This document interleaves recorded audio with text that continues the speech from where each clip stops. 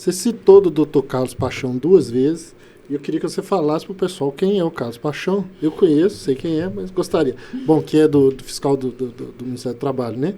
É dele que você está falando? Sim, Carlos Paixão, auditor fiscal do trabalho, fica lotado em Valadares, um excelente profissional. Sabe o que é interessante? Ele não se dedica só ao trabalho finalístico dele, de fiscalizar e tal. É um cara extremamente humano. Sim. E é um cara que vem fazer. Então a gente faz ensina. Palestra, ele vem da palestra, Sim. ele vai. Ele é muito legal. bom. Não é só um carrasco, um fiscal. Assim. Não, ele é muito educativo. Humano demais. Muito e ele educativo. ensina como eles cobram. Para que nós possamos entender, peraí, como que um auditor atua no dia a dia da cidade, no dia a dia dele, fiscalizando a empresa, qual é o olhar que eles têm?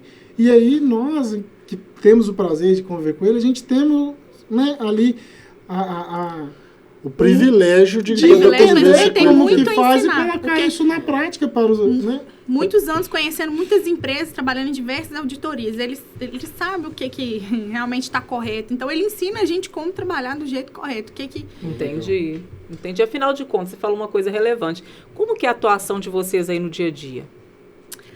Olha, a gente trabalha com as empresas todas as questões relacionadas ao trabalho, as questões trabalhistas, desde o início ali, com a realização dos exames ocupacionais para admissão do trabalhador, para demissão, até a elaboração de documentações, programas de segurança, né? Que ali a gente estabelece equipamentos que são necessários. A parte burocrática A parte mesmo. burocrática. da situação. E Que prática? Eu costumo falar o seguinte, que nós somos consultores trabalhistas e previdenciários, porque a segurança do trabalho permeia por ambas as partes. Verdade. Então, a gente pega ali, por exemplo, no dia a dia, um exame admissional, em que uma vendedora de uma loja vai fazer um exame admissional. Peraí, a empresa que está contratando essa vendedora, ela tem os documentos necessários que aponta quais exames ela precisa fazer? Não tem. Então, a gente orienta a fazer só o ASO.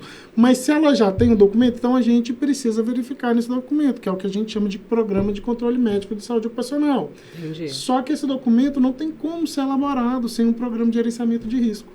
Então, assim, aí permeia pela parte burocrática. A gente começa primeiro técnica pela da situação. burocrática, Isso, depois mas, vai para a técnica. Na verdade, assim, tem os dois juntos. Porque, por exemplo, para a elaboração desses documentos, eu e o Marcos, nós somos muito, assim, criteriosos com conhecer, de fato as atividades da empresa. Não tem Eu não nenhuma... consigo te Eu sou um orientar o que copia-cola. fazer. Você tem que Então, ir até a empresa, Não tem nenhuma forma- vivenciar a rotina Você quer daquela ver empresa. Melhor de você prevenir acidentes. Verdade. Se você tem que conhecer muito bem as É atividades, como se fosse uma que perícia. quais máquinas Não é que isso? Vou fazer uma usa, tudo provocação isso. aqui para o nosso público que está assistindo, né? Alguém aí já viu um porteiro receber insalubridade? Ah, não sei. Eu nem sei. Nem sei Então, te vamos lá. responder se eu já Então, vi. o que aconteceu com a gente uma vez? Nós fomos analisar um porteiro e reconhecemos insalubridade para ele. Mas por qual motivo? Ele é um porteiro de UPA, lá em Belo Horizonte. Ele o tempo todo está auxiliando Pega pacientes os pra pacientes dentro. a saírem da ambulância ali. É. Então, assim, qual desses pacientes que está ali, que está com alguma possível doença contagiosa ou não? Então, a gente reconheceu. A gente Verdade. reconheceu também para uma secretária, mas que auxilia o ginecologista ali na manutenção, na asepsia das paciente. aparelhagens. Então, assim, se nós não estamos dentro da empresa, é impossível a gente determinar o que aquele trabalhador tem ou não de fato de direito. Agora, eu tinha duas dúvidas, que era uma do caso Paixão e a outra era o seguinte, que aí você fez uma pergunta sobre o trajeto, aí eu lembrei de outra coisa. Fui lá no meu funcionário, a gente chegou lá e entregou o EPI para ele.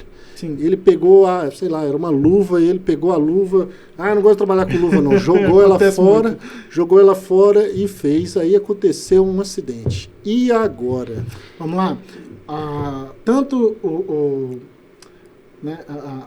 meu Deus do céu, o direito do trabalho, quanto as nossas regulamentadoras, ela impõe, cabe à empresa cumprir e fazer cumprir. Então, por que nós, por exemplo, um canteiro de obra, eu e a Valquíria, a gente trabalha muito com gerenciamento de obras. A gente vai lá, capacita o profissional e, esporadicamente, estamos passando para verificar se o que precisa ser feito está sendo feito de fato. Então, assim, não basta eu simplesmente entregar o equipamento. Eu preciso fiscalizar e vistoriar se o equipamento está sendo feito. Ah, peraí, eu não posso utilizar uma luva. Não, já aconteceu isso principalmente na área hospitalar. Tá, não falei da luva, mas a luva é um exemplo muito ruim. Eu vou citar esse exemplo da luva numa área hospitalar. Eles tiram, põem no chão. Sim. Na área hospitalar aconteceu isso com a luva, mas a pessoa tinha uma dermatite de contato por conta do material que era feita aquela luva, não sei se era latex, enfim. Só que aí o que a gente faz? Junta um laudo médico, mas ela precisa ter um outro tipo de material, porque ela também não pode ficar exposta aos riscos inerentes da atividade dela. Então, assim, o empregador, ele tem por responsabilidade, a norma fala assim, cumprir, fazer, cumprir. A NR fala dessa forma. Então, eu preciso fornecer o equipamento adequado para o tipo de risco que ele está exposto. Eu preciso treinar o trabalhador, ele precisa conhecer o risco, ele precisa ser treinado e saber utilizar esse equipamento. E eu preciso acompanhar e fomentar isso. Ele precisa utilizar esse equipamento. Mas vamos a norma fala pensar um pouquinho aqui também.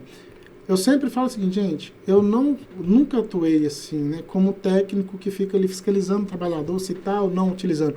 O equipamento de proteção individual, na hierarquia das normas que está ali para controlar o risco, ele é o último. Ele está lá em último lugar. A primeira coisa são o controle do risco. Eu consigo eliminar esse risco potencial?